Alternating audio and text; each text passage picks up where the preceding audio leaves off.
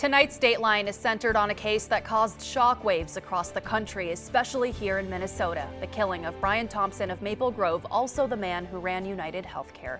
Here's Rena Sarigianopoulos and Lester Holt with a look at the investigative special. It was a year and a half ago that the CEO of Minnesota's UnitedHealthcare, Brian Thompson, was ambushed by a masked gunman while walking to a company meeting in New York, shot execution style from behind. Now that launched a nationwide manhunt, ending 5 days later at a McDonald's in Pennsylvania with the arrest of Luigi Mangione. Tonight, for the first time, Dateline takes us inside the police investigation and reveals details never heard before. Joining us now with a preview is Dateline's Lester Holt. And Lester, this story is of high interest here in Minnesota for obvious reasons, but it has also captivated so many others. Why do you think that is? You know, it comes down to Luigi Mangione. I think he's at the center of a lot of the fascination and all that story. Some people, find him physically attractive. Some people find his story compelling.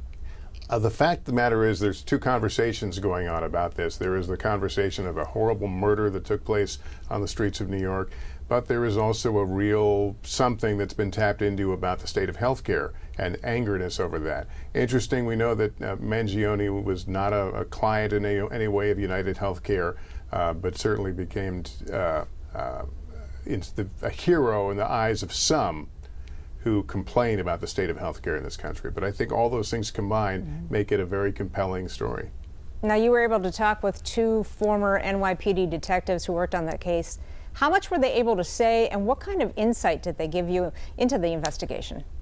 Well, fortunately for us, they had recently retired, so they were free to be able to speak, and they were fresh off this investigation. So they provided a lot of insight, including some of the things that investigators, confronted, including tips received from the public when this story initially broke and we knew that there was a link to complaints over health care. People started calling in tips. People started calling in individuals that they suspected might have a beef with these insurance companies or might be driven to violence. Police had to follow up each and every one of those tips, find out if that person was in New York or not. Ultimately that did not lead to the suspect, but it was just one element of it. The other thing is, and you'll see in the program, we get a lot of insight into how they use technology to try and create a timeline of Luigi or the shooter's movements during this period. So that's a pretty fascinating piece of this as well. Yeah, a lot of legwork there.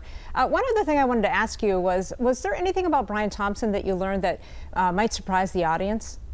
Well, we were able to speak, I should back up and preface by saying a lot of folks don't want to talk publicly about the story because there are so many sensitive areas to it. But we were able to speak to a former colleague and friend of Brian Thompson's who really wanted to, humanize him in the eyes of so many people because Luigi is getting so much attention. And he talked about him as a Iowa farm boy at one point, kind of yearning to go back there at some point. He called him a conscientious member of the industry, while acknowledging that the healthcare industry has certainly not gained a lot of fans in recent years. He talked about his education. In many ways, he contrasted with Luigi Mangione, who, as you probably know, came from a life of privilege.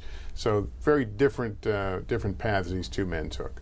Well, Lester, we're very interested in watching this tonight. We thank you for taking the time to join us today. Thank you for having me. And Dateline's hour-long special, A Killing in Midtown, airs tonight at 9 right here on KARE 11, followed by KARE 11 News at 10 o'clock.